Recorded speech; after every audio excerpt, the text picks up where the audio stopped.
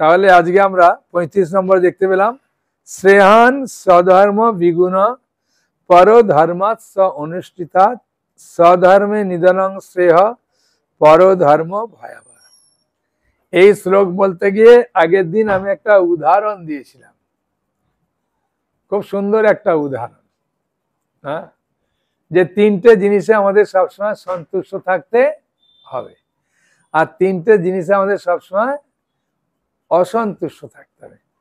আমি সন্তুষ্ট থাকার তিনটে উদাহরণ দিয়েছিলাম, যে নিজের স্ত্রী ভগবান যেমন আমাদের দিয়েছে সেই নিজের স্ত্রীর প্রতি সন্তুষ্ট থাকা দরকার, হ্যাঁ, নাহলে যদি আপনি আপনার স্ত্রীর সামনে অপর স্ত্রীর খুব গুণগান করবেন তাহলে বাড়িতে একটা বিশাল অশান্তি হবে।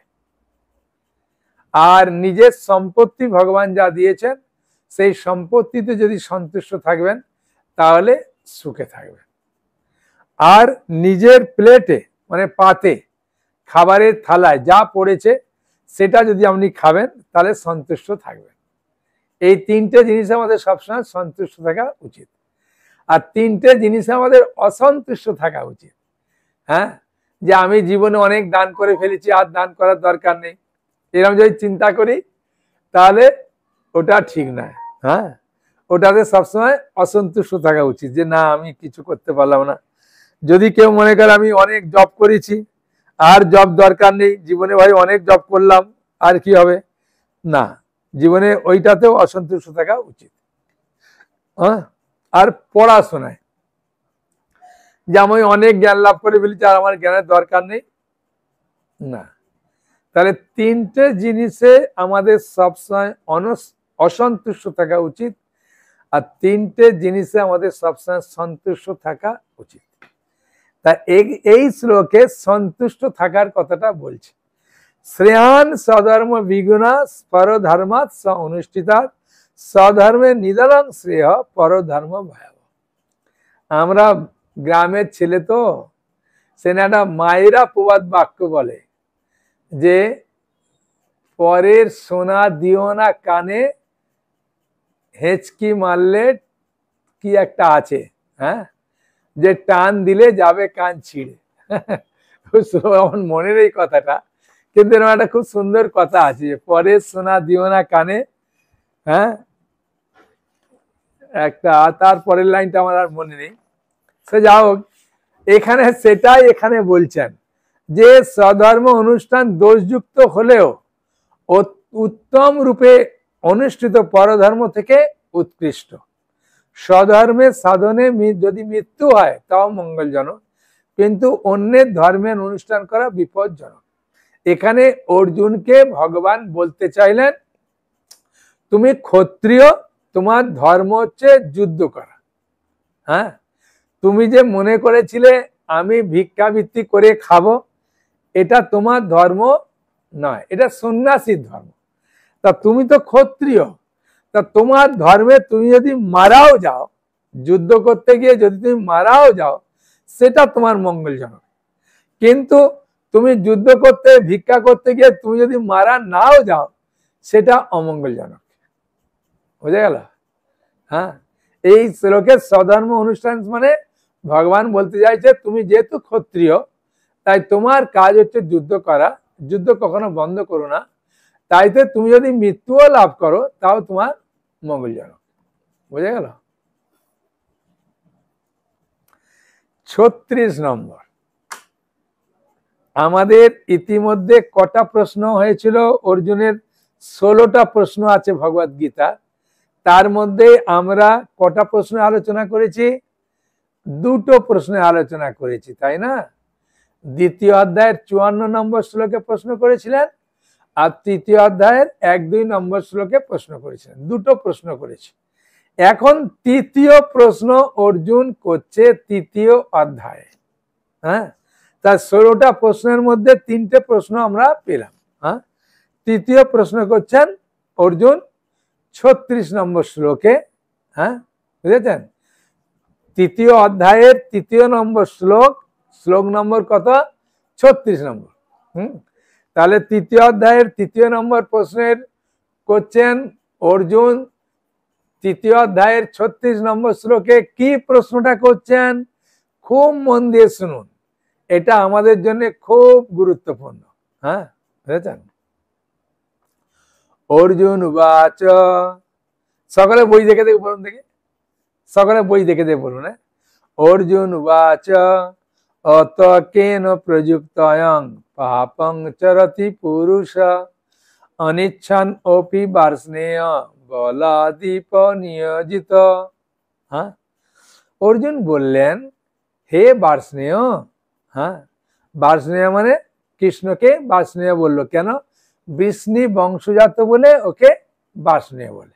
যেমন আমরা কুন্তির পুত্র বলে লক্ষণকে কি বলি? কন্তেয় বলি, তাই না? ঠিক সেরকম ভাবে বৃষ্ণি বংশজাত বলে কৃষ্ণকে বার্ষ্ণেয় বলে। হে বার্ষ্ণেয়, মানুষ কার দ্বারা চালিত হয়ে অনিচ্ছা সত্ত্বেও যেন বলপূর্বক নিয়োজিত হয়ে পাপ আচরণে পবিত্র হয়। অনিচ্ছা সত্ত্বেও মানে ইচ্ছা নেই, তবু যেন বলপূর্বক কি আমাকে পাপ কাজে নিযুক্ত করে। অর্জুন এই প্রশ্নটা করলেন আমাদের জন্য। আমরা অনেক সময় এমন এমন কাজ আছে যেটা করার ইচ্ছা নেই, তবু করে ফেলি। হ্যাঁ, বুঝেছেন? তবু করে ফেলি। অন্যায় করার ইচ্ছা নেই, তবু অন্যায় করে ফেলি। কেন করি, কি জন্যে করি, সেটি অর্জুন প্রশ্ন করেছেন ভগবান কৃষ্ণকে। তাৎপর্যে শ্রীল প্রভুপাদ বলছে, দেখুন, ভগবানের অবিচ্ছেদ্য অংশ জীব মূলত চিন্ময়, পবিত্র, সমস্ত জড় কলুষ থেকে মুক্ত। সে জড়জগতের পাপের অধীন নয়, কিন্তু সে যখন জড়জগতের সংস্পর্শে আসে, হ্যাঁ, তখন সে বিনা দ্বিধায় ইচ্ছাকৃত ভাবে বা অনিচ্ছাকৃত ভাবে নানা রকম পাপ কার্যে লিপ্ত হয়। হ্যাঁ, ইচ্ছা ভাবেও করি, আবার অনিচ্ছা ভাবেও করি। যেমন একটা উদাহরণ দিচ্ছি, কোন একটা নদীর পাড় দিয়ে আপনি যাচ্ছেন, কেউ যাচ্ছে, তখন আপনার হঠাৎ ভাবে ইচ্ছা ভাবে হলো যে একটু ঠেলে দিই, জলে পড়ে যাবে। হ্যাঁ, এটা ইচ্ছাকৃত ভাবে। আবার অনেক সময় অনিচ্ছাকৃত ভাবে হয়। কিরকম? হঠাৎ যেতে গিয়ে পাশ দিয়ে যাচ্ছেন, হঠাৎ ওর গায়ে লেগে পড়ে গেল। আপনার ইচ্ছা নেই ওকে ঠেলে ফেলে দেওয়া, কিন্তু হঠাৎ ভাবে গায়ে লেগেও পড়ে গেল। বুঝেছেন? একটা ইচ্ছাকৃত ভাবে, একটা অনিচ্ছাকৃত ভাবে। হ্যাঁ, বুঝেছেন? এক নম্বর। দু নম্বর, আর একটা সুন্দর উদাহরণ দিই। অনেক সময় বাচ্চা কিছু অন্যায় করেছে, হ্যাঁ, আপনার ইচ্ছা নেই ওর গালে একটা থাপ্পড় মারা, কিন্তু হঠাৎ ভাবে গালে থাপ্পড় মেরে দিলেন। দেওয়ার পরে ওর গালটা ফুলে গেল, বাচ্চাটা কান্না করছে। তখন আপনার মনে খুব দুঃখ লাগে, ইস, না মারলেই ভালো হতো, কেন মারলাম? হ্যাঁ, হ্যাঁ, কি এমন একটুখানি সহ্য করে নিলে হতো, কিন্তু মেরে দিয়েছেন। হ্যাঁ, বুঝেছেন? এটা ইচ্ছা ভাবে মানেনি, অনিচ্ছা ভাবে রাগে ওর গালে গেছে থাপ্পড়টা। হ্যাঁ, তা সেই রকম ভাবে অর্জুন প্রশ্ন করছেন, প্রভু, কখনো আমাকে কে যেন হৃদয় থেকে বলপূর্বক পাপ কাজে নিযুক্ত করে, আমি করতে চাই না, হঠাৎ ভাবে পাপ কাজে নিযুক্ত করে ফেলি। হ্যাঁ, কে করায়? একবার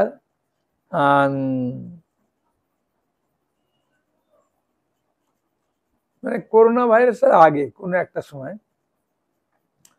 হঠাৎ একজন খুব ধনী লোকের মহিলা, মানে বাবারও প্রচুর টাকা, মাও চাকরি করে, মায়ের চাকরির টাকা, ছেলে মেয়ে চাকরি করে, তারও টাকা, কে ছেলে মেয়ে আলাদা জায়গায় থাকে, বাবা মা এক জায়গায় থাকে। হঠাৎ কারোর জন্য সোনার আংটি বা নিজের জন্য আংটি কিনতে গেছে। দোকানদার জানে ও খুব পরিচিত লোক আর ধনী লোক, ওকে অনেকগুলো আংটি দিয়েছে চেক করতে। হঠাৎ ওই একটা আংটি সরিয়ে রাখে। দোকানদার ওকে বলেন যে আপনাকে আমি এতগুলো আংটি দিয়েছি। বলছে না না না, আমি আপনার থেকে মাত্র দুটো আংটি কিনবো, সেই দুটোই রেখেছি, আপনি দেখুন। নেই বলে কাপড়টা ছেড়ে দিল, নেই। দোকানদার সঙ্গে সঙ্গে পুলিশকে কল করলো, মহিলা পুলিশ এলো, ওকে নিয়ে আলাদা জায়গায় যাই, খুললো, আংটিটা পেয়ে গেল। আংটিটা পেতে পুলিশের লোক বলল আপনাকে জেলে যেতে হবে, চলো।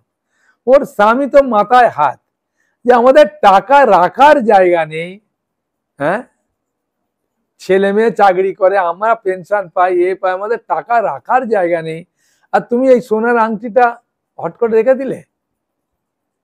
হ্যাঁ, এখন মাতাজি নিজেও বলতে পারছে না যে আমি কেন রাখলাম। অর্জুন এই রকমই প্রশ্ন করেছে, আমি পাপ কাজ করতে চাই না, কে আমাকে পাপ কাজ হৃদয় থেকে করায়? ভগবান উত্তর দিচ্ছেন।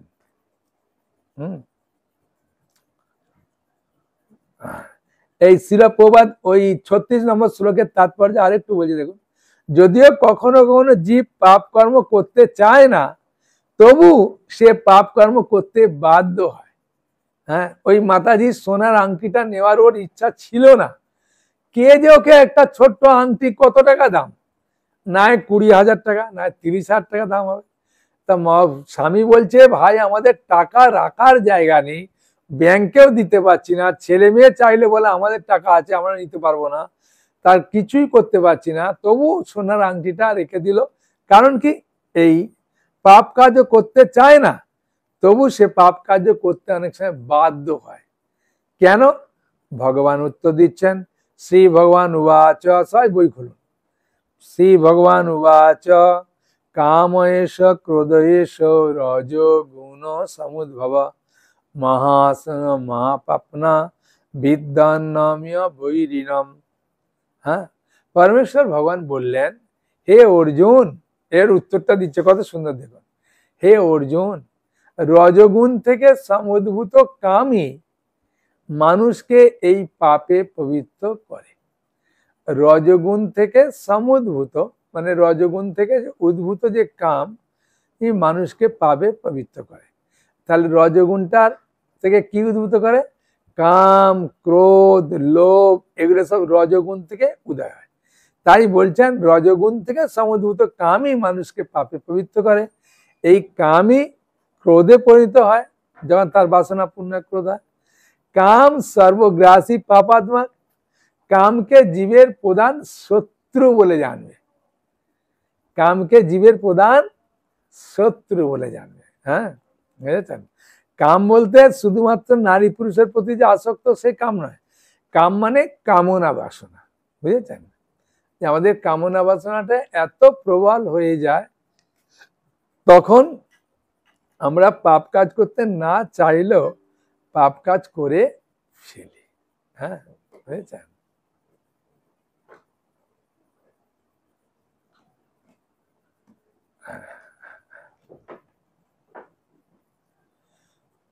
সেই জন্য আমাদেরও উচিত, হ্যাঁ, অনেকের ভিডিও বন্ধ রেখেছেন, খুলে ফেললে ভালো হয়।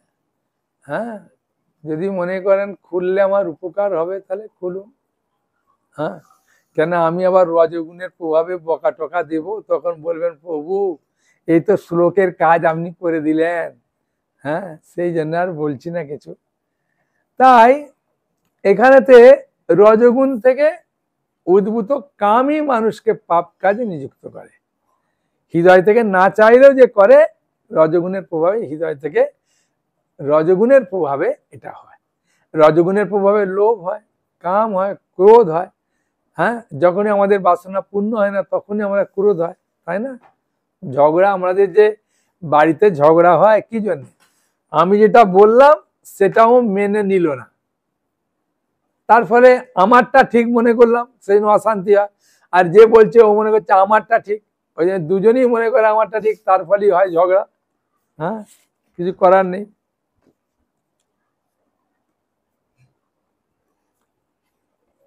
ওই আলোটা দেবে,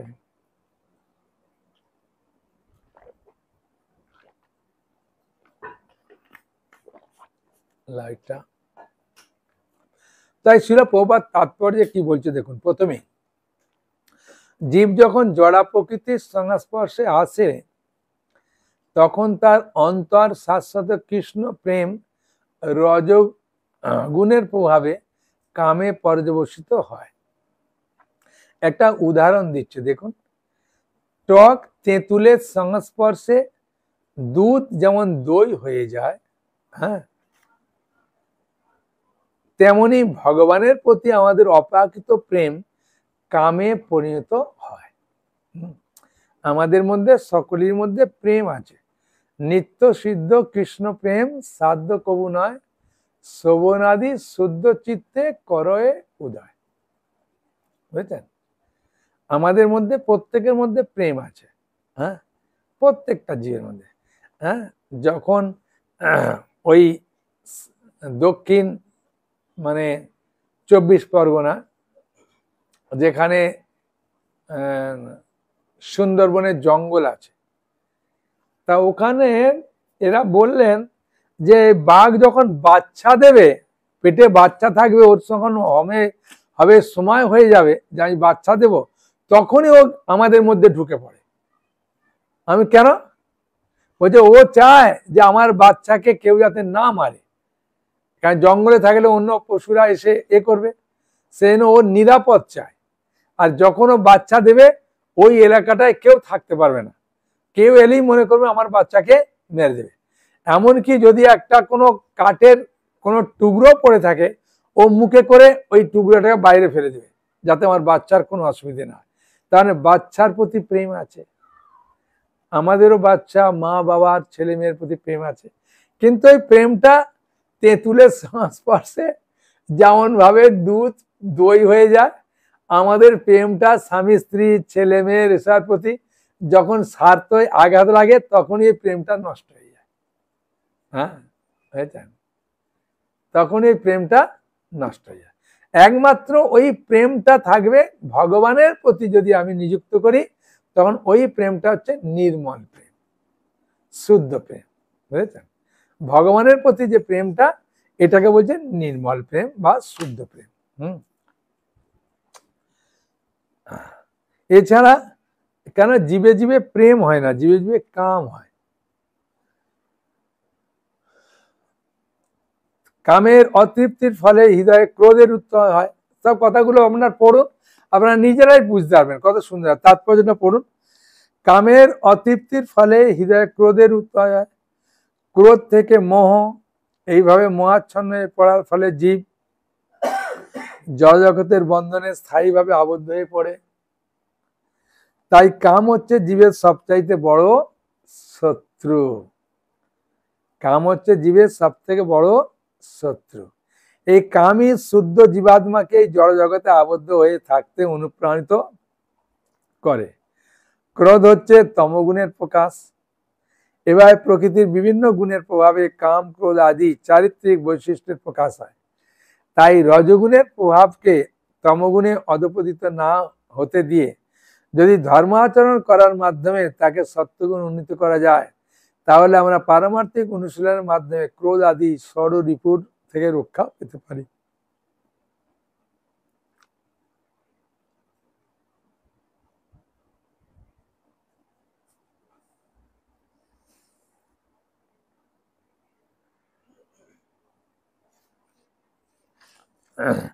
এই শ্লোকের লাস্টের দিকে আছে দেখুন, মানে 37 নম্বর শ্লোকের তাৎপর্য শেষের দিকে, রামচন্দ্রের ভক্ত হনুমান রামচন্দ্রকে তুষ্ট করার জন্য রাবণের স্বর্ণলঙ্কা দগ্ধ করেছিলেন, এবং এইভাবে তিনি তার ক্রোধকে শত্রু নিধন কার্যে প্রয়োগ করেছিলেন। ওই জন্য একটা শ্লোক আছে নরোত্তম দাস ঠাকুরের, কাম কৃষ্ণ কর্মার্পণে, লোভ সাধু সঙ্গে হরিকথা, আর ক্রোধ ভক্ত বিদ্বেষী জনে। মানে ক্রোধরা ভক্তের যারা বিদ্বেষী করে, তাদের প্রতি ক্রোধরা নিযুক্ত করতে হয়। যেমন হনুমান ক্রোধকে ভক্ত বিদ্বেষী রাবণের এতে করে স্বর্ণলঙ্কাকে পুড়িয়ে দিয়েছিলেন, তিনি তার ক্রোধকে শত্রু নিধন কাজে প্রয়োগ করেছিলেন।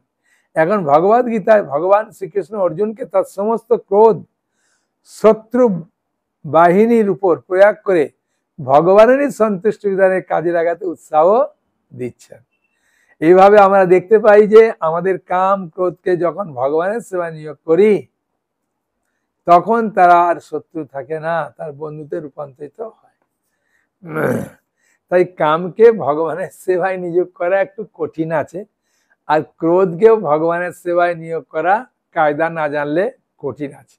হ্যাঁ, বুঝেছেন? সেই জন্য আমরা এই কাম ক্রোধকে আস্তে আস্তে ওটাকে দমন করার চেষ্টা করব। 38 নম্বরে কি সুন্দর উদাহরণ দিচ্ছে দেখো। ধূমেন ধূমেন আব্রিয়াতে বর্ণি যতার্দস মলেন চ যতা যতা উল্বিনা আবৃত গর্ভস্ততা তিনি দমাবৃতম। অগ্নি যেমন ধূমের দ্বারা আবৃত থাকে, মানে আগুন যেমন ভাবে ধোঁয়ার দ্বারা আবৃত থাকে, দর্পণ যেমন ময়লার দ্বারা আবৃত থাকে, গর্ভ যেমন জরায়ুর দ্বারা আবৃত থাকে, তেমনি জীবাত্মা বিভিন্ন মাত্রায় এই কামের দ্বারা আবৃত থাকে। হ্যাঁ, বুঝলেন? 3টে উদাহরণ দিয়েছে। যেমন মনে হচ্ছেন অগ্নি, আগুন ধোঁয়ার দ্বারা আচ্ছাদিত আছে, আপনি 3 বার 4 বার ফুঁ দেন, হট করে জ্বলে উঠবে। হ্যাঁ, আর দর্পণ যেমন ময়লার দ্বারা আবৃত আছে, যদি আয়নাতে ধুলো থাকে আপনি ফুঁ দেন 3 বার 4 বার 5 বার 6 বার, ও যাবে না, ওকে একটা ভিজে কাপড় দিয়ে মুছে দিতে হবে, তাহলে আয়নার ময়লাটা যাবে। আর মায়ের গর্ভে যে বাচ্চা থাকে, ওই বাচ্চাকে ফুঁ দিলেও মাতৃগর্ভ থেকে বেরোবে না, আর ভিজে ন্যাকড়া দিয়ে মুছলেও কিছু হবে না, ওর সময় হলে ও আপনা থেকে বাচ্চা প্রসব হবে। হ্যাঁ, তাই আত্মা এইরকম ভাবে বিভিন্ন স্তরে আচ্ছাদিত হয়ে থাকে। আমরাও দেখেছি কোনো লোককে যদি আমরা বলি যে ভক্তিপথে আসতে, সে লোকটা প্রথমে বলে না যাও না, আবার কোনো লোককে বললে 2 একবার বললেই ঠিক আছে। হ্যাঁ, আমাদের বই বিক্রিতেও দেখেছি কোনো কোনো লোককে 1 বার 2 বার বললেই ঠিক আছে দাদা কত দাম বলুন আমাকে দিয়ে দেন। আবার কোনো লোককে মানে বলে হয় না, একটু প্রসাদ দিয়ে বিভিন্ন লোভ দেখিয়ে দেখিয়ে করি, তখন সে আবার রাজি হয়। হ্যাঁ, আবার কিছু লোক আছে কোনো কিছুতেই ও শুনবে না। হ্যাঁ, মানে ও জড়ায়, ওর সময় হলে আপনা থেকে ভক্তিপথে আসবে। তা শ্রীল প্রভুপাদ তাৎপর্যে কি বলছেন আমরা পড়ব। হ্যাঁ, যে জীবের শুদ্ধ চেতনা সাধারণত 3টি আবরণের দ্বারা আচ্ছাদিত হয়ে যায়। যেমন প্রথমটা বললাম, অগ্নি যেমন ধূমের দ্বারা আচ্ছাদিত থাকে, দর্পণ যেমন ময়লার দ্বারা, গর্ভ যেমন জরায়ুর দ্বারা আছে, জীবের শুদ্ধ চেতনা তেমন কামের আবরণে আচ্ছাদিত থাকে, মানে ভাব অনুযায়ী, ভাগ অনুযায়ী। কামকে যখন ধূমের সঙ্গে তুলনা করা হয় তখন আমরা বুঝতে পারি যে ধূম আগুনকে ঢেকে রাখলেও আগুনের অস্তিত্ব উপলব্ধি করা যায়, তেমনি কামের অন্তরালে শুদ্ধ কৃষ্ণ ভাবনা উপলব্ধি করা যায়, তেমনি কামের অন্তরালে শুদ্ধ কৃষ্ণ ভাবনা উপলব্ধি করা যায়।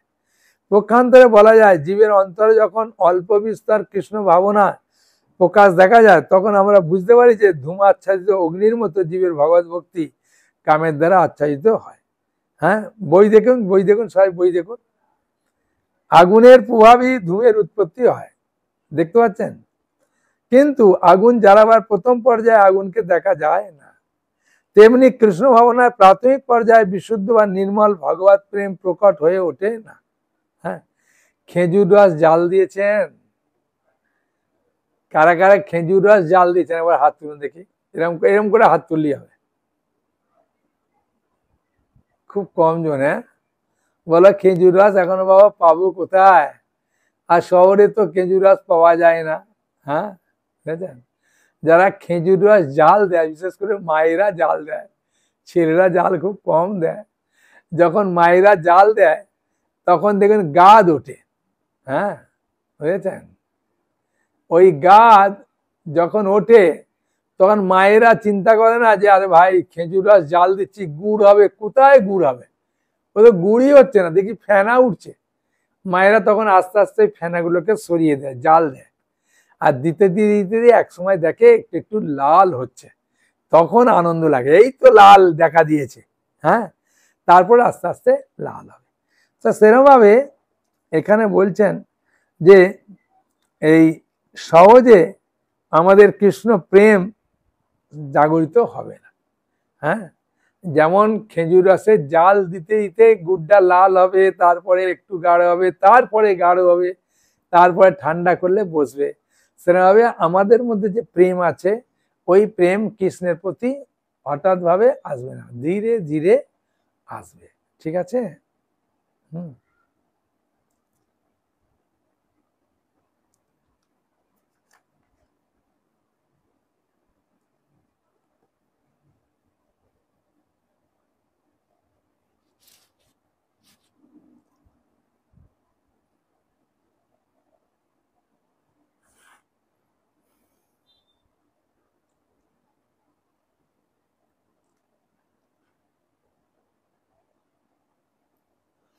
39 নম্বর, আবৃতাং জ্ঞানমেতেনা জ্ঞানিনা নিত্য বৈরিনা কাম রূপেনা কন্তেয় দুষ্পুরেনা অনেনা চ। হ্যাঁ, দুষ্পুরেনা অনলেনা চ। কামরূপী চিরশত্রুর দ্বারা জীবের শুদ্ধ চেতনা আবৃত হয়। কামরূপী চিরশত্রুর দ্বারা জীবের শুদ্ধ চেতনা আবৃত হয়। এই কাম দুর্বারিত অগ্নির মতো চির অতৃপ্ত। হ্যাঁ, বুঝেছেন? অনেকে মনে করে যে ভোগ করতে করতে ত্যাগ হয়ে যাবে। হ্যাঁ, তখন আমি তাদেরকে বলি যে ভোগ করতে করতে ত্যাগ হবে না। হ্যাঁ, আগুনে ঘি দিলে আগুন কখনো নেবে না, ও আগুন জ্বলে ওঠে। সেরকম ভাবে এখানে বলছেন যে কাম, হ্যাঁ, কামরূপী চিরশত্রু, হ্যাঁ, দ্বারা জীবের শুদ্ধ চেতনাটা আবৃত করে ফেলে। এই কাম দুর্বারিত অগ্নির মতো চির অতৃপ্ত। আমরা যখন লোককে বলি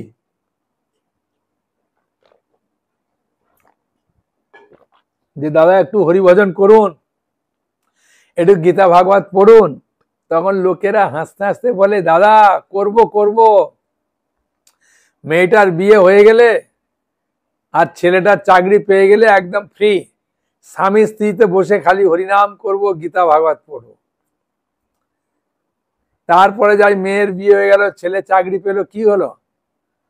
না বাবা, মেয়েরকে যা শ্বশুর বাড়িতে অত্যাচার করছে, হ্যাঁ, সহ্য করতে পারছি না। ছেলে যে চাকরি পেয়েছে সেই জায়গাটা এত খারাপ। হ্যাঁ, আমি কি হলো? কিছুদিন বাদে বলবে মেয়ের একটা বাচ্চা হচ্ছে না বলে ওর শাশুড়ি মা শ্বশুর খুব বকা দিচ্ছে, একটা বাচ্চা হলে শান্তি। আমি বললাম কুয়ার জল, কুয়ার জল যত তুলবেন তত জমা হবে, কুয়ার জল কখনো শেষ হয় না। আমাদের কামনা বাসনাটা হৃদয়ের কখনো শেষ হবে না। সে হচ্ছে কাম দুর্বারিত অগ্নির মতো চির অতৃপ্ত। হ্যাঁ, এখানেতে শ্রীলা প্রপাত তাৎপর্যে বলছে, দেখুন মনুস্মৃতিতে বলা হয়েছে যে ঘি ঢেলে যেমন আগুনকে কখনো নেভানো যায় না, তেমনি কাম উপভোগের দ্বারা কামের নিবৃত্তি হয় না। জড়জগতের সবকিছুর কেন্দ্র হচ্ছে যৌন আকর্ষণ, তাই জড়জগৎকে বলা হয় মৈথুনাগার অথবা যৌন জীবনের শিকল। আমরা দেখেছি অপরাধ করার ফলে মানুষ কারাগারে আবদ্ধ হয়। হ্যাঁ, সবাই আমার সঙ্গে বই পড়ুন। না, তেমনি যারা ভগবানের আইন অমান্য করে তারাও যৌন জীবনের শৃঙ্খলা আবদ্ধ হয়ে মৈথুনাগারে পতিত হয়। ইন্দ্র তৃপ্তিকে কেন্দ্র করে জড় সভ্যতার উন্নতি লাভের অর্থ হচ্ছে বদ্ধ জীবদের জড় অস্তিত্বের বন্দিদশার মেয়াদ বৃদ্ধি করা।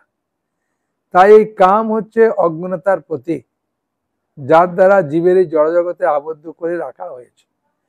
ইন্দ্র তৃপ্তি সাধন করার সময় সাময়িকভাবে সুখের অনুভূতি হতে পারে, কিন্তু প্রকৃতপক্ষে তথাকথিত সুখ হচ্ছে জীবের পরম শত্রু।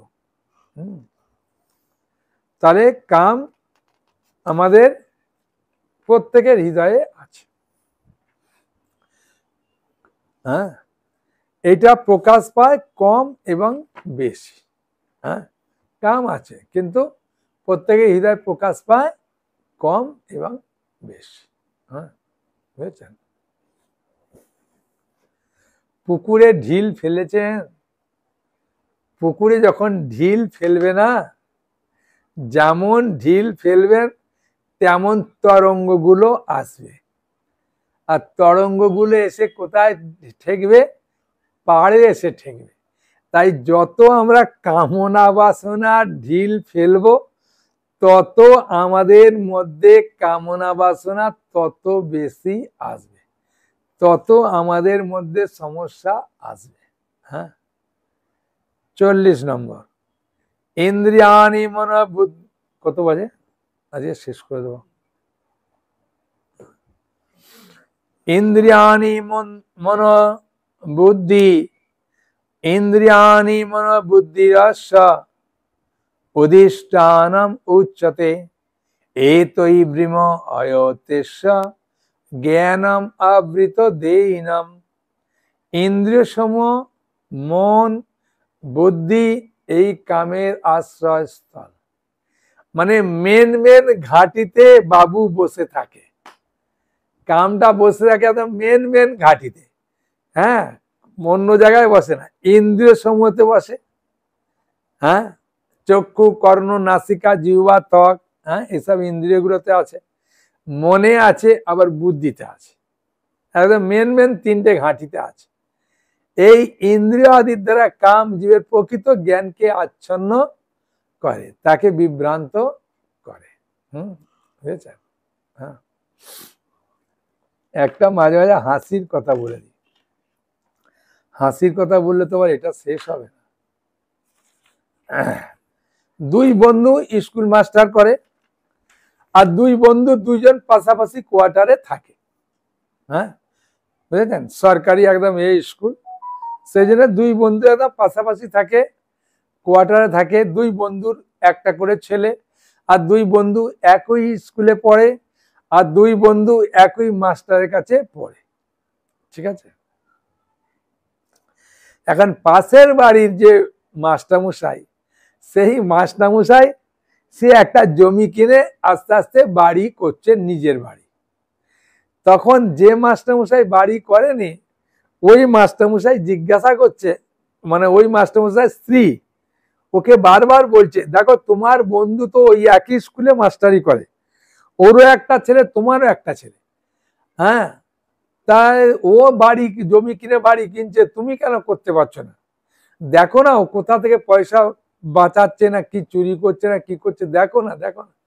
তখন স্বামীটা খুব বুদ্ধিমান, স্বামীটা বলছে, দেখো ও বাড়ি করছে, করুক, তুমি আমাকে বিরক্ত করো না।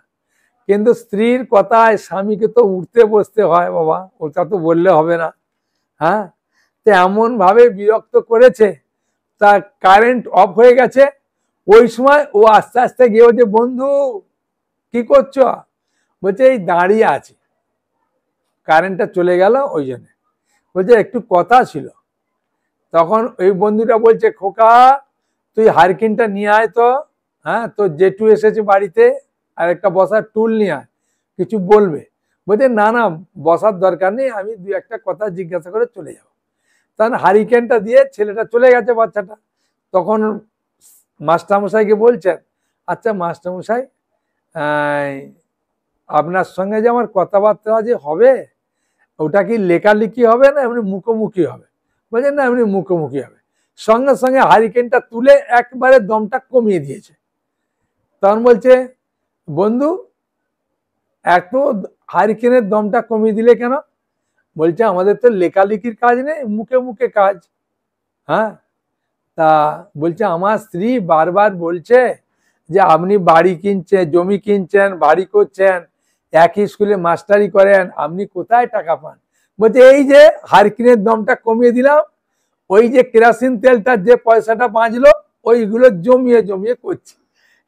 তখন মাস্টারমশাই সঙ্গে সঙ্গে চলে গেছে, গিয়ে ওর স্ত্রীকে বলছে দেখো আমি ওই রকম ভাবে বাঁচিয়ে জমি টমি কিনতে পারবো না, হ্যাঁ তোমার কামনা বাসনা থাকলে তুমি অন্য জায়গায় বাপের বাড়ি থেকে টাকা করিয়ে নিয়ে আসো, আমাকে বলো না। বলছে কেন? বলছে গেলাম মাস্টারমশাই বললেন যে এই হারকিনের দমটা কমিয়ে দিলাম, ওই যে তেলের পয়সাটা বাঁচলো, এরম বাঁচিয়ে বাঁচিয়ে আমি জমি কিনছি। হ্যাঁ, তখন ওর স্ত্রী বলছে ঠিক আছে তাহলে তোমাকে আর কিনতে হবে না। তার মানে এটা বলার অর্থটা কি? বলার অর্থটা হচ্ছে আমাদের যে কামনা বাসনাগুলো ওইগুলো কখনো ত্যাগ হয় না। যতক্ষণ না আমরা হরিভজন করছি, সাধুর সঙ্গ করছি, তার ফলে আমাদের এই বুদ্ধি চেতনার উদয় হয়। কেন? আমাদের ইন্দ্রিয় সম্মতে মন বুদ্ধিতে কামের আশ্রয়তা, কাম ওইগুলোতে থাকে, বুদ্ধি দেবে এরম ভাবে। সেই জন্য শ্রীল প্রভুপাদ হ্যাঁ এই শ্লোকগুলোর তাৎপর্যে হ্যাঁ অনেক সুন্দর সুন্দর কথা বলছেন। হ্যাঁ বুঝছেন?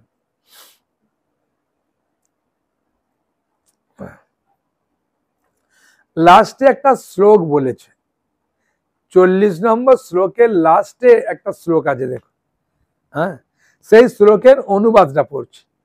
যে ত্রিধাতু সমন্বিত এই জড় দেহকে পরম প্রেমাস্পদ আত্মা, স্ত্রী পুত্রাদিকে আত্মীয় ও পার্থিব জন্মস্থানকে পূজনীয় মনে করে এবং তীর্থস্থানে গিয়ে কেবলমাত্র নদীতে স্নান সেরে চলে আসে, পারমার্থিক জ্ঞান সম্পন্ন সেখানকার মানুষদের সঙ্গে ভগবত তত্ত্ব আলোচনা করে না, সে একটা গাধা বা গরু। আমি বলছি না, হ্যাঁ এটা শ্রীমদ্ ভাগবতমে 10ম স্কন্ধ 84 অধ্যায়ের 13 নম্বর শ্লোকে বলছেন। হ্যাঁ, যে যারা এই ভগবত ভক্তির আলোচনা না করে, কোথাও তীর্থে গেল, স্নান করে চলে এলো, হ্যাঁ মনে করলো আমি অনেক পুণ্য করলাম, এ করলাম, বলছে ওগুলোকে গাধা বা গরুর সঙ্গে তুলনা করেছে। 41 নম্বর শ্লোক, তস্মাৎ তম ইন্দ্রিয়াণি আদৌ নিয়ম্য ভরত সভা পাপম্মং পাপমানম প্রজহিনং জ্ঞান বিজ্ঞানম নাশনম। অতএব হে ভারত শ্রেষ্ঠ, তুমি প্রথমে তোমার ইন্দ্রিয়গুলোকে নিয়ন্ত্রিত করো, জ্ঞান বিজ্ঞান নাশক পাপের প্রতীকরূপ এই কামকে বিনাশ করো। হ্যাঁ বুঝেছেন? এই শ্লোকের মাঝে একটা জায়গায় খুব সুন্দরভাবে বলছেন, শেষ প্যারাগ্রাফটা পড়বেন, ঠিক আছে? পড়ে নেবেন, খুব ভালোভাবে লেখা আছে অনেক কিছু। 42 নম্বর, ইন্দ্রিয়াণি পরাণি ইন্দ্রিয়েভ্যো পরং মনো মনো শাস্তু পরা বুদ্ধি য বুদ্ধি পর তস্তুষ। স্থূল জড় পদার্থ থেকে ইন্দ্রিয়গুলো শ্রেয়, মানে একটার থেকে একটা কত উন্নত বলছে। স্থূল জড় পদার্থ থেকে ইন্দ্রিয়গুলো শ্রেয়, মানে এই দেহ থেকে, দেহটা স্থূল পদার্থ, এর থেকে ইন্দ্রিয়গুলো শ্রেয়। হ্যাঁ বুঝেছেন? চক্ষু, কর্ণ, নাসিকা, জিহ্বা, ত্বক, হ্যাঁ হ্যাঁ পাদ, হস্ত, পায়ু, উপস্থ, এসব যে ইন্দ্রিয়গুলো আছে এগুলো আরো প্রবল শক্তিশালী। আবার ইন্দ্রিয়গুলো থেকে মন শ্রেয়, মানে আমাদের যে চক্ষু, কর্ণ, নাসিকা আছে এর থেকে শ্রেষ্ঠ হচ্ছে মন, আর মনের থেকে শ্রেষ্ঠ হচ্ছে বুদ্ধি। হ্যাঁ, তিনি আত্মা, সেই বুদ্ধি থেকেও শ্রেয়, যে আত্মা হ্যাঁ তার থেকেও শ্রেয়। একটা উদাহরণ দিই, তাহলে এই শ্লোকটা খুব সহজে বুঝতে পারবেন। বুঝেছেন? যেমন আপনার কপালের যন্ত্রণা হচ্ছে, হ্যাঁ তা কপালের যন্ত্রণা হচ্ছে, খুব কষ্ট পাচ্ছেন, বিছানায় শুয়ে ছটফট করছেন, মাকে বলছে মা আমার কপালে যন্ত্রণা হচ্ছে, তুমি কপাল টিপে দাও, এ করে দাও, মাকে খুব বিরক্ত করছেন, বিছানায় শুয়ে আছেন। হ্যাঁ, তাহলে ওটা জড় দেহতে হচ্ছে, তাই না? জড় দেহতে হচ্ছে। হ্যাঁ, এখন কেউ এসে বলল, ওর একটা বন্ধু এসে বলল, এই তুই জানিস তুই লটারিতে একটা যে টিকিট কেটেছিলিস, ওই টিকিটটাতে তুই প্রথম প্রাইজ পেয়েছিস। হ্যাঁ, তখন ওর কপালের যন্ত্রণা থাকবে? কপালের যন্ত্রণা থাকবে না, বুঝেছেন? তখন ও খুব আনন্দ পাবে। ও তাই, কি করে তুই জানলি, বল বল বল। হ্যাঁ, বুঝেছেন? তখন ও বললো আমাদের স্কুলে ওর রেজাল্টটা টাঙিয়ে দিয়েছে। ও কপালের যন্ত্রণায় বিছানায় শুয়ে থাকবে না, ছুটে গিয়ে স্কুলে দেখতে যাবে, ছুটে গিয়ে স্কুলে দেখতে যাবে। তখন ওর কপালের যন্ত্রণা নেই, কেন কপালের যন্ত্রণাটা দেহ থেকে, তার ঊর্ধ্বে আছে মন, মন থেকে ছুটলো। ছোটার পরে যখন ও দেখলো গিয়ে নামটা, দেখার পরে চিন্তা করছে, আরে অমুকের ছেলের নামও তো এটা, বাবার নামটা দিলে তো ভালো হতো, তাহলে তো বুঝতে পারতাম আমারই এটা। আবার অমুকের নয় তো, আমার নামে আরেকটা ছেলে আছে, হ্যাঁ, ঘোষবাড়ির অমুক জায়গায়, ওর নামটা হবে না তো? হ্যাঁ, আবার একটা চিন্তা, মানে ওর থেকে বুদ্ধি শ্রেয়। তারপরে যখন জিজ্ঞাসা করছে ওকে গিয়ে, এই তুই কি লটারির টিকিট কেটেছিলিস, বলে না। হ্যাঁ, তাহলে তো এটা আমি কেটেছিলাম, আমারই তাহলে। হ্যাঁ, তখন খুব আনন্দ পাবে। এবং এর থেকেও আনন্দ হচ্ছে আত্মার আনন্দ। যখন কেউ ভগবত ভক্তিতে যে আনন্দ পায়, সেই আনন্দগুলো এইসব আনন্দ থেকে তুচ্ছ মনে হবে, এর থেকে আরো আনন্দ। বুঝেছেন? সেই আনন্দটা হচ্ছে আত্মা থেকে পাই। সেজন্য বলছেন আত্মা সেই বুদ্ধি থেকে আবার শ্রেয়। কেন না, আত্মা হচ্ছে ভগবানের অংশ।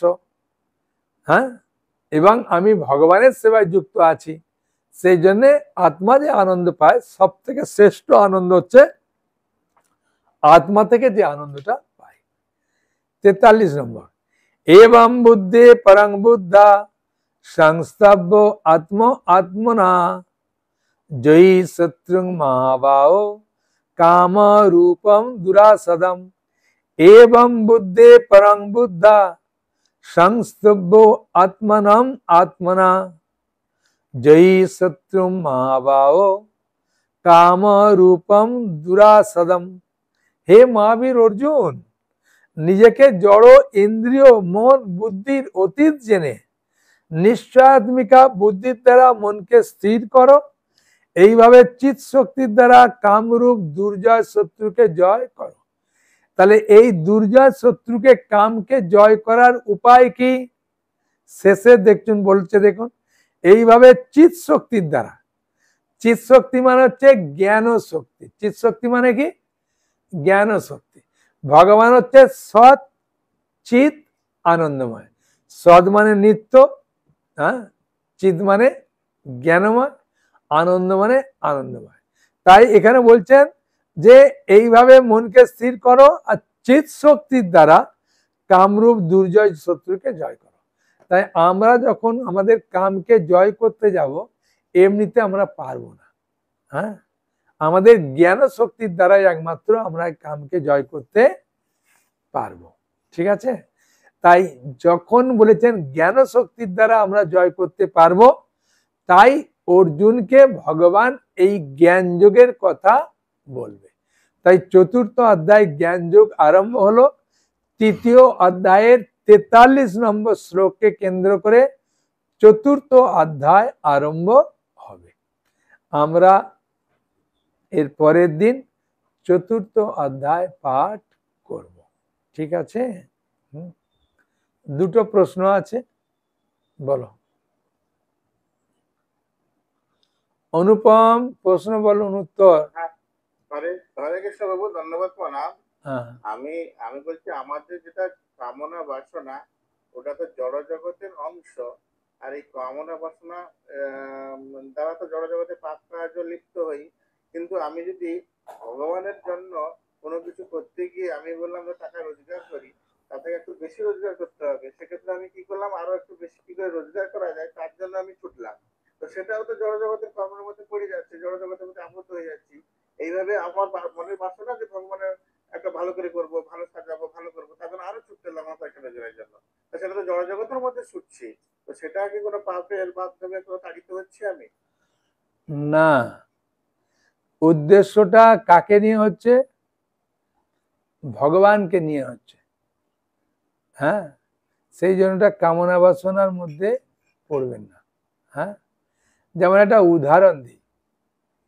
মনে করেন দুই বন্ধু একই কারখানায় কাজ করে, ঠিক আছে, আর দুই বন্ধু স্ত্রী দুই বন্ধুকে বলেছে শোনো আমার বোন থাকে দার্জিলিং এ, আমি এবারে পূজায় দার্জিলিং এ যাব, তাই সুন্দর শাড়ি কিনে দেবে, ওখানে হোটেলে খাবো আর খুব আনন্দ করব। আর এক বন্ধু বলছেন তার স্ত্রী শোনো এবারে আমরা ইস্কন মন্দিরে যাব মায়াপুরে, সেখানে গিয়ে গেস্ট হাউসে থাকবো, গঙ্গায় স্নান করবো, প্রসাদ পাবো। হ্যাঁ, আর উনার স্ত্রী কি বললেন বোনের বাড়ি যাব, সেখানে গিয়ে দার্জিলিং এ যাও, হোটেলে থাকবো, খাবো, ঝর্ণায় স্নান করব, সূর্য উদয় দেখবো বলছে। এখন দুই বন্ধু এসে হ্যাঁ চিন্তা করলেন কোথায় পয়সা পাবো, দার্জিলিং এ যেতে গেলে তো অনেক খরচা, আর এক বন্ধু মায়াপুরে ইস্কনে থাকতে গেলে তো অনেক খরচা, কি করি। হঠাৎ ভাবে কোম্পানি বলল যে 24 দিনের জন্য আমরা ওভার টাইম দেবো, 2 ঘন্টা কাজ করলে 4 ঘন্টার পয়সা। সময়টা কোথা না 12টা থেকে 2টো। তখন বন্ধুরা চিন্তা করলো আরে 12টা থেকে 2টো মানে ঘুম আস্তে আস্তে তো 12টা বেজে যায়, আবার 2টোয় ওঠা মানে তো ঘুম মানে চোখ থেকে খুলতে খুলতে 2টো বেজে যাবে, তা কি করি রে, 2 ঘন্টা কাজ করলে 4 ঘন্টার পয়সা। হ্যাঁ, তখন দুই বন্ধু নিযুক্ত হয়ে গেল, ঠিক আছে। ভালো করে শুনুন উদাহরণটা, এটা আমার কর্ম অকর্ম বিকর্ম এই ক্লাসে এই শ্লোকটা আছে, ইউটিউবে যদি আমার অকর্ম বিকর্ম কর্ম ক্লাস শুনবেন এই উদাহরণটা ওখানে দেওয়া আছে। তো এখন দুই বন্ধু কাজ করছে খুব মন দিয়ে, এক বন্ধু চিন্তা করছে কি ভাই শালিকে নিয়ে যাব বেড়াতে, ওখানে পার্কে গিয়ে ফটো তুলবো, ছেলে মেয়েদের নিয়ে যাব, সুন্দর শাড়ি কিনে নিয়ে যাব, ঝর্ণায় স্নান করব, হোটেলে থাকবো, হোটেলে মাছ মাংস দিয়ে ভাত খাবো, চিন্তা করছে আর কাজ করছে। আর এই বন্ধু চিন্তা করছে ভাই যাব গঙ্গায় স্নান করব, রাধা মাধবকে দেখব, তারপরে নৌকা বিহার দেখব, আর ওখানে প্রসাদ খাবো। হ্যাঁ, ও চিন্তা করছে। হ্যাঁ, এও স্নান করবে চিন্তা করছে গঙ্গায়, ও চিন্তা করছে ঝর্ণায়, এ চিন্তা করছে যাব পার্কে ফটো তুলবো, এ চিন্তা করছে ভগবানের সামনে যাব ফটো তুলবো, এ চিন্তা করছে হোটেলে খাবো, এ চিন্তা করছে প্রসাদ খাবো। হ্যাঁ, তা দুজনই খাবার চিন্তা করছে, দুজনই স্নানের চিন্তা করছে, দুজনই চিন্তা করছে, কিন্তু একজনের চিন্তাটা কৃষ্ণ কেন্দ্রিক, একজনের চিন্তাটা ওই দার্জিলিং এর, তাই ওই দার্জিলিং এর চিন্তা করে কাজ করছে, ওর কর্মবন্ধনেও আবদ্ধ হবে। এ যদিও মায়াপুরে ভগবানের চিন্তা করে কাজ করছে, কর্মবন্ধন থেকে মুক্ত হবে, ঠিক আছে। একই কারখানায় কাজ করছে, একই ডিউটি করছে, কিন্তু দুজনের ভাবনাটা আলাদা হয়ে গেল। ও খালি চিন্তা করছে ঝর্ণায় স্নান করব, সূর্যোদয় দেখবো, শালিকে নিয়ে ঘুরতে যাব, আনন্দ করব, ছেলে মেয়েদের নিয়ে ফটো তুলবো, হ্যাঁ বিভিন্ন রকম সিনসিয়ারি দেখবো। এ চিন্তা করছে রাধা মাধবের কাছে যাব, প্রসাদ খাবো, গঙ্গা স্নান করব, হ্যাঁ ভগবানকে কেন্দ্র করে ফটো তুলবো, হ্যাঁ পার্কে বসবো, হরিনাম করব। হ্যাঁ, আর ওরা চিন্তা করছে একসঙ্গে বসে গল্প করতে করতে খাবো। হ্যাঁ, তাই দুজনেই খাচ্ছে, দুজনেই সবকিছু করছে, একজন কৃষ্ণ চেতনায় যাচ্ছে, একজন কৃষ্ণ চেতনা বদ্ধ হচ্ছে, ঠিক আছে। আর কার প্রশ্ন আছে? তাই আমাদের চেতনা অনুযায়ী কাজ হবে, ঠিক আছে, এর উত্তর। আর কার প্রশ্ন? হরে কৃষ্ণ প্রভু, দণ্ডবোধ প্রণাম নেবেন। আমি একটা জেনারেল কোশ্চেন করছি, বলছি প্রভু ওই যে বলে যেদিন আমরা ফাস্টিং থাকি, ধরুন একাদশী বা জন্মাষ্টমী বা নৃসিংহ চতুর্দশী, তো ওই দিনে তো ব্লিডিং হতে নেই, তো কোনো কারণে যদি অ্যাক্সিডেন্টালি ব্লিডিং হয়ে যায় কারো, তাহলে তার জন্য মানে কিছু অমঙ্গল হয় বা না না অমঙ্গল হয়, সবজি কাটতে গিয়ে হাত কেটে গেলে তো কি হবে, কাটতেই পারে, না না সব কিছু করতে হবে না। আর বাবু নৌকা বিহারটা কটার সময় দেখানো হয় ইউটিউবে? ইউটিউবে নৌকা বিহার হইয়া গেল কালকে হবে, ওই সন্ধ্যাবেলার দিকে। হ্যাঁ, ওটা 6টা 6:30। হ্যাঁ, ও আজকের নৌকা বিহার দেখে নেবেন। হ্যাঁ, মায়াপুরের বলবেন ইস্কন নৌকা বিহার বললেই টিপলেই পেয়ে যাবেন সব সব। আর কারো প্রশ্ন তাড়াতাড়ি বলবো না, আজ অনেক রাত্রি হয়ে গেল মনে হচ্ছে না। সময় হয়ে গেল, বন্ধ করিয়া দিব। হ্যাঁ বলুন বলুন, তাতেই বলুন। বলছিলাম কি, যদি এই কর্মক্ষেত্রে যদি কারো যদি পেঁয়াজ রসুন বা মাছ মাংস রান্না করতে হয়, সেটা কি জড়জগতের কামনা বাসনার ভিতরে পড়ছে, কি এটা হচ্ছে বেঁচে থাকার জন্য বা ভগবানের কাছে আমি যদি ভগবানের কাছে একটা কিছু নিয়ে আসি, তার জন্য তো আমাকে সেই অন্য কাজ করতে হবে। আমি যদি অন্য কাজটা না পাই বা ওটা যদি করতে হয়, তাহলে সেটা কি পাপ কাজে লিপ্ত হচ্ছে আমি? হ্যাঁ, আস্তে আস্তে আপনি চেষ্টা করলে, আমাদের যেমন একটা মাতাজি ব্যাঙ্গালোরে থাকে, ও মাতাজি দুটো বাড়িতে রান্না করে। তা প্রথমে তো একটা বাড়িতে আমিষ রান্না করতো, তারপরেও ভগবানের কাছে প্রার্থনা করলো যে ভগবান আমার এগুলো সহ্য হচ্ছে না, কিন্তু আমার পেটের জন্য তো কিছু করতে হবে। আর করতে করতে দুটো বাড়িতে রান্না করে, ভগবানের ভোগ রান্না করে, বলছে আমাকে আর রান্না করতে হয় না প্রভু, ওখানেই রান্না করে দিই, ওদেরকে খাওয়া দাওয়ার পরে যা বাঁচে খেয়ে নিয়ে আমি বাজার করি, আমি সবকিছু করি, দুটো বাড়িতে প্রভু রান্না করে আমার সংসার চলে যায়। শুধু না, এই মায়াপুরে বৈষ্ণব সেবা দিয়ে দিল মাতাজি। হ্যাঁ বুঝেছেন? আমি বললাম বাহ। বলছে ভগবানের কাছে প্রার্থনা করেছিল, ভগবান মঞ্জুর করে দিল। সেরকম ভাবে ভগবানের কাছে যা প্রার্থনা করবেন সব মঞ্জুর করে দেবে, কোনো চিন্তা নেই। ঠিক আছে, আর কারো প্রশ্ন আছে তাড়াতাড়ি বলুন।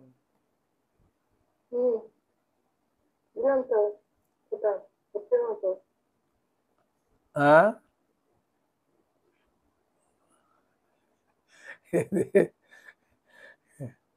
বলুন, কার প্রশ্ন আছে? হ্যাঁ, আপনার কথা শুনতে পাচ্ছি, আপনার কথা শুনতে পাচ্ছি, বলুন। হ্যাঁ খুব সুন্দর শুনতে পাচ্ছি, শুনতে পাচ্ছি, একদম মিষ্টি ভাবে বলছেন, শুনতে পাবো না? আচ্ছা প্রভু, বলছিলাম যে 37 নম্বরের শ্লোকটার মধ্যে আছে, এই যে চিদানন্দ বিলাসের জন্য নিজেকে অসংখ্য রূপে বিস্তার করেন, এটা একটুখানি একটু বলুন না। 37 নম্বর শ্লোকে? হ্যাঁ প্রভু। কি আছে? এই যে চিদানন্দ বিলাসের জন্য নিজেকে অসংখ্য রূপে বিস্তার করেন, এই জায়গাটা বুঝতে পারলাম না। ওই তাৎপর্য কোথাও আছে?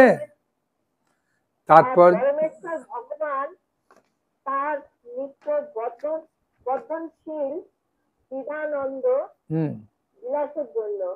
হ্যাঁ ভগবান, হ্যাঁ বুঝতে পেরেছি, তার দ্বিতীয় প্যারাগ্রাফে আছে, সবাই খুলুন। আচ্ছা ঠিক আছে, ভেঙেই বলবো। আপনার যেমন বয়স হয়ে গেছে, আমারও বয়স হয়ে গেছে, আমি ভেঙে ভেঙে বলবো। হ্যাঁ, দ্বিতীয় প্যারাগ্রাফ, ঠিক আছে, খুলুন। ভগবান তার নিত্য বর্তমান চিদানন্দের বিলাসের জন্য নিজেকে অসংখ্য মূর্তিতে বিস্তার করেন। জীব হচ্ছে এই চিন্ময় আনন্দের আংশিক প্রকাশ। মানে ভগবান যখন লীলাবিলাস করেন, হ্যাঁ, তখন নিজেকে বিভিন্ন অসংখ্য মূর্তিতে বিস্তার করেন। রাধা মদন মোহন, রাধা মাধব, রাধা গোবিন্দ, রাধা রমন, হ্যাঁ, তারপরে রামচন্দ্র, লক্ষণ, সীতামা, বিভিন্ন রূপে আনন্দ লাভের জন্য বিভিন্ন ভাবে নিজেকে বিস্তার করছেন। ঠিক আছে, হ্যাঁ, তার চিদানন্দ মানে তার আনন্দটা হচ্ছে চিদ আনন্দ, মানে তার জড়দেহ বিস্তার করছেন, রাম রূপে বিস্তার করছেন, নরসিংহ দেবে বিস্তার করছেন, মধুসূদন রূপে বিস্তার করছেন। হ্যাঁ ঠিক আছে, বুঝতে পারলেন?